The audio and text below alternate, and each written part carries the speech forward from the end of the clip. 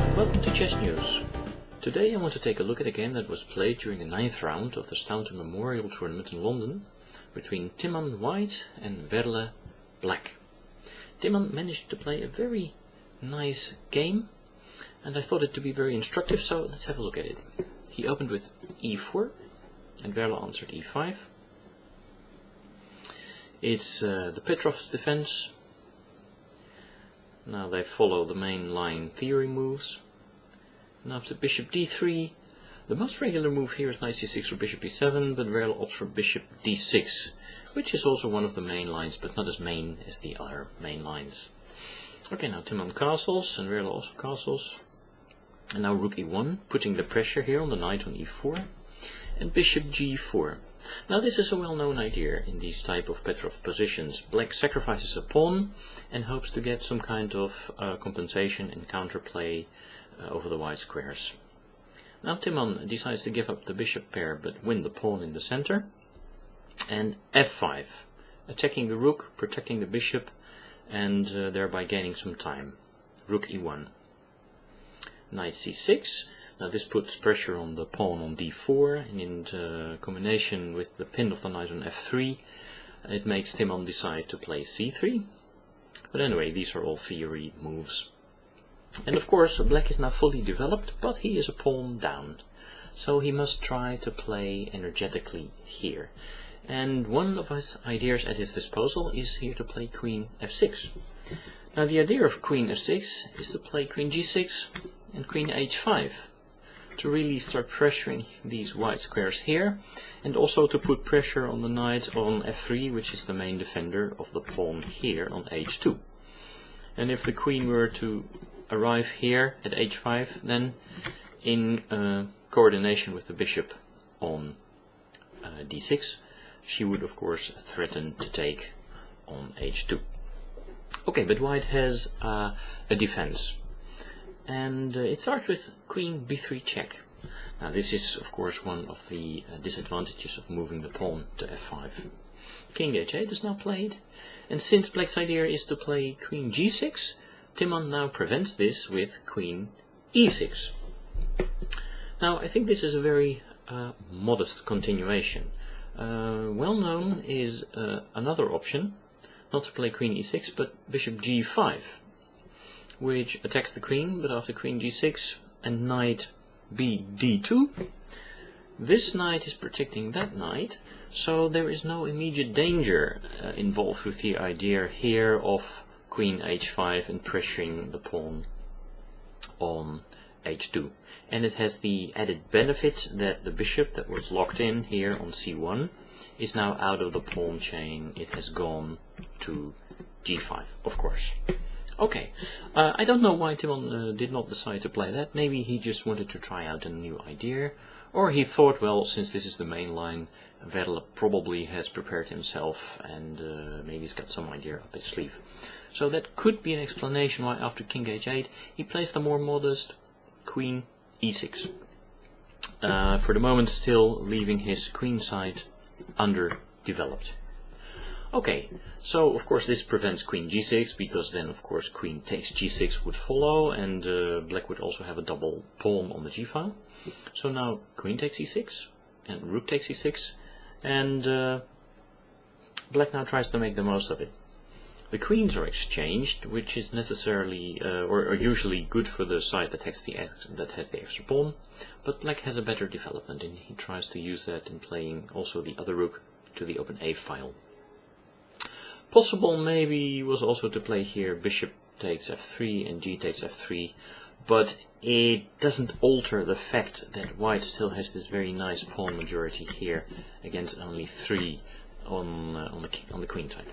So back to the game, rook a8 was played, and Timman now felt obliged to exchange the rooks on e8. I suppose rook e3 would also have been possible. Yeah, let's have a small look at that. Because if then a move like rook takes e3, then of course bishop takes e3 or f takes f3 is possible, bolstering up the center or developing at the same time. Anyway, back to the game. Rook e8 was played and rook e8 was played, and now knight b d2. when both knights are protecting each other. But still, white has to come up with an idea of how to develop his queenside. But it's black's move here, and I suppose Werle was not really up to the task of defending this position, because he very slowly starts to drift into a worse and worse position from this moment. And Timman takes advantage of the inaccuracies by Werle in a very nice way. So I think the first inaccuracy here was b5. Now it makes sense, of course, since black is somewhat strong on these white squares, to try and blockade white from coming to the white squares.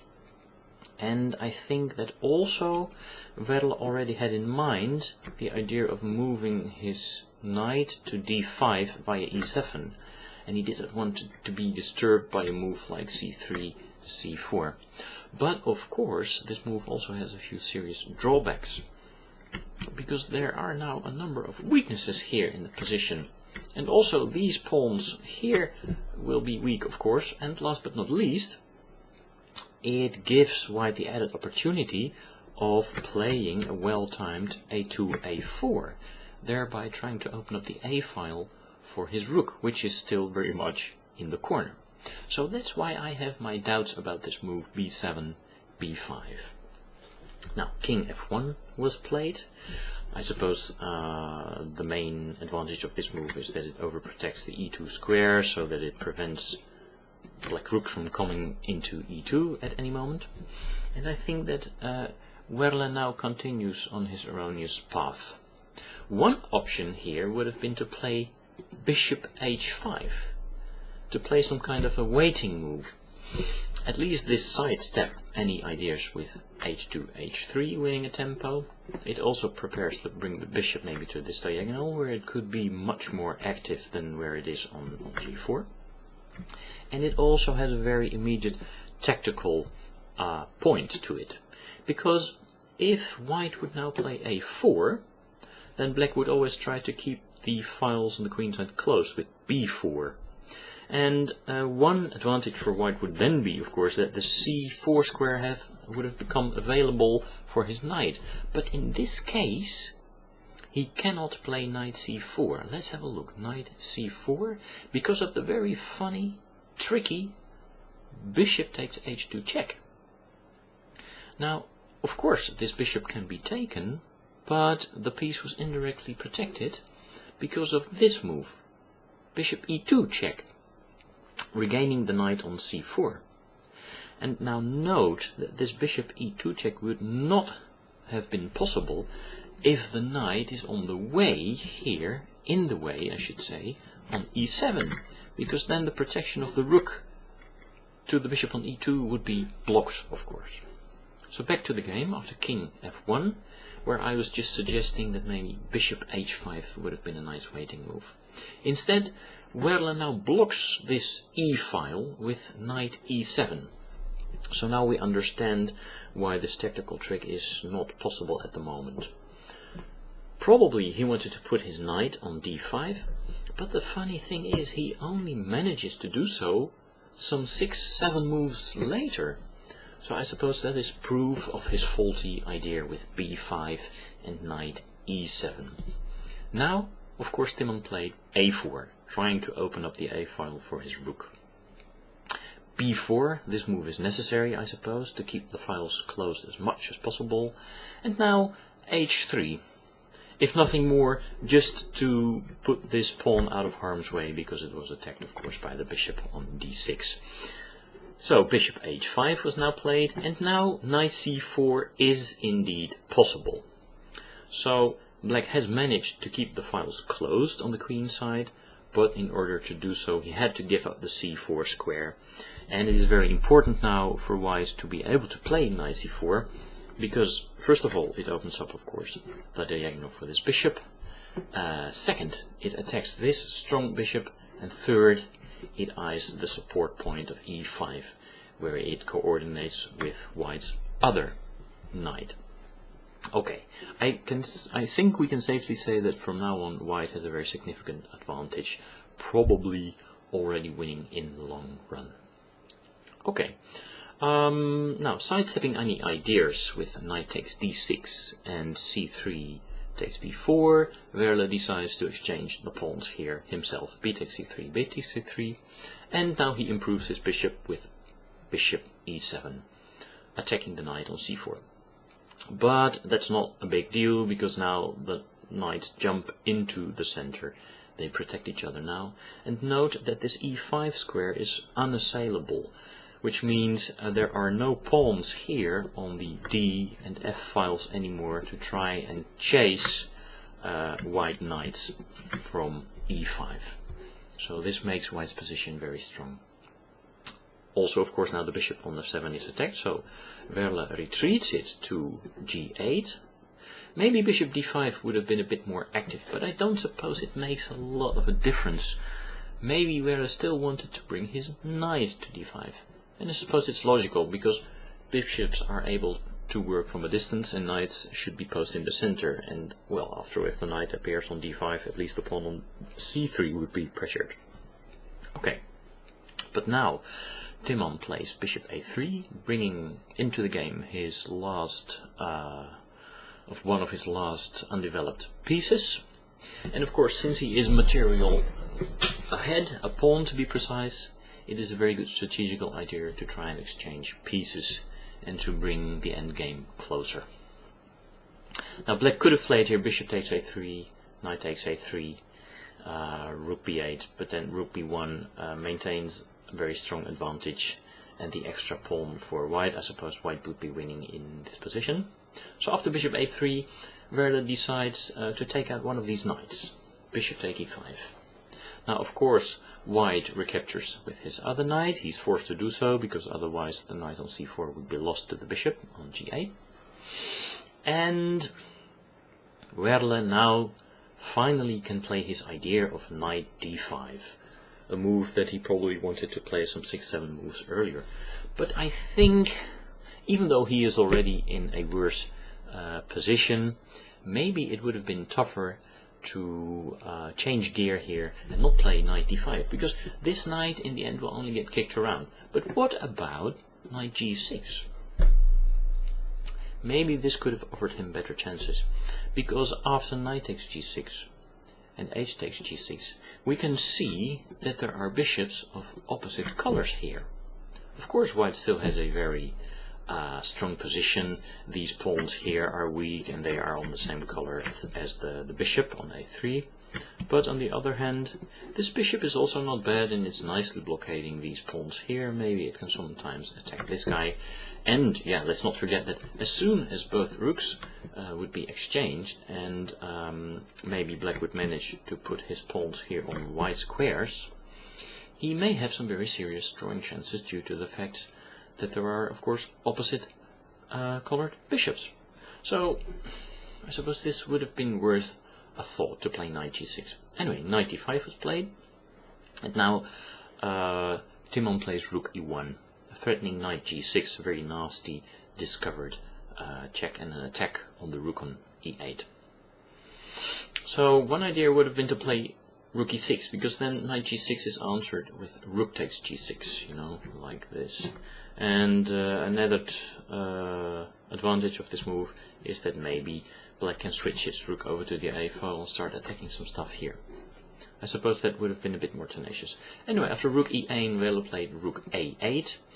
Very passive move, but at least it protects the pawn here on a7, so in a way it is prophylactic against maybe bishop c5 or something. But now Timman sees the final plan, and he executes it with great vigor.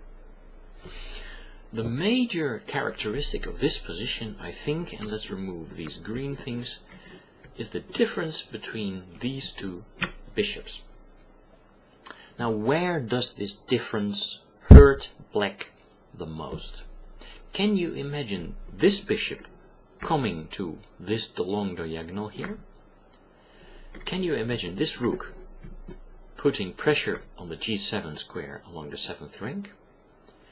And, well, there you have your answer. It means, of course, that these two pawns here from c3 and d4 have to be moved out of the way.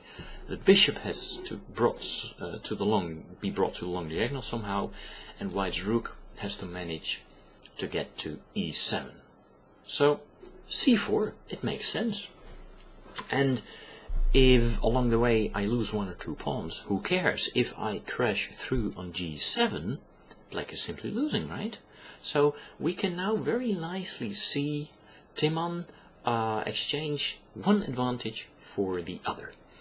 In this case, a material advantage for a very dynamical advantage, namely the final attack on the g7 square. Okay, let's see how he goes about it.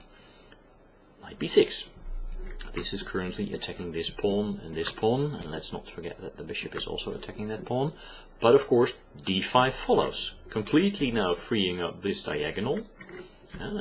These squares have now become available, and also hemming in the bishop from g8, which is being degraded to a big pawn slowly. Okay, Werle now regains one of his pawns, but it is all too little, too late. Now Timman starts clearing the long diagonal and the e-file with a very strong move, knight c6. This also attacks the pawn on a7, but that's not so important. So now the knight on a4 is not doing anything. Let's go back to b6 and attack the c4 pawn. Okay. Now if I play rook e7 in this moment, I don't think it would be such a good move, because after knight c4, black is attacking the bishop, and the bishop cannot go to b2 immediately because it will simply be taken. So Timman is very cautious here and very patient. After knight b6, first moves his knight to a5, protecting the c4 square, which would be a very important defensive square for the black knight, as we have just seen. So now he prepares to bring his bishop here and his rook here, when he would have a winning attack on the g7 point. So the best defense now to try and prevent rook e7 is rook d8, which is what Werle plays. Note, for instance, that a move like c6 to try and break up the white pawns is not doing the job, because after rook e7, c takes d5, white can ignore all these exchanges in the center and play bishop b2, winning. Okay, back to the game, where Werle played rook d8, the strongest defense, but now very slowly Timman brought his bishop into the position. Bishop c5. Now, this of course has the idea of bringing the bishop to d4, but it also pressures the knight, and if the knight moves, white could even consider taking a pawn here on a7. Now Werle plays not the best move at this moment. I suppose he is losing, but it is always a good strategy to be as tenaciously as possible. The best move probably would have been to play bishop f7, and then after rook e7, rook d7 would be possible, because now the e8 square is protected by the bishop on f7. And after rook takes d7, knight takes d7, bishop takes a7, f4, at least black can think of putting up some kind of a resistance. I think that after king e2, white has a winning position, because his king is more active. You know, it could just try to go into the position or harass this pawn. This pawn here is also weak. These two pawns here are still blocking out the bishop. So I suppose in the long run, with good technique, white should be winning, but it would take some time and, of course, good technique. But after bishop c5, Werle here played a6, maybe not seeing or underestimating the return of the knight to c6. Very strong. Now why is it strong? Because it attacks the rook, and the rook wanted to stay on d8 to be able to go to d7 as soon as white's rook would appear on e7. But now white chases away this defender, and Werle felt obliged now to play rook c8. But now, of course, rook e7 has become possible, and white needs one more move, bishop d4, and it's curtains. Now, the end of the game was knight takes c4. I suppose that knight takes d5 could have been a bit more tenacious, but after c takes d5, bishop takes d5 and bishop d4, it is all really academic, because white is winning this position also. So back to the final few moves. After rook e7, Werle played knight takes c4, and after bishop d4, bishop takes d5 and rook takes g7. Voila, the crowning to this beautiful strategy. Black resigned. It is quite obvious that he has no defense to a discovered check by the rook along the g-file, after which it would be mate. So, a very nicely played game by Timman. I found it especially impressive when, after this move by black, rook a8, he shifted gears and not tried to just make use of his extra pawn, but just started pushing his pawns in such a way that he could activate his pieces over the black squares. And there was simply no defense to this idea, because white was too strong on these black squares. And in the end, Werle resigned. Okay, so I hope you've enjoyed this video, learned something from it. Thank you for watching, and see you again next time. Bye bye.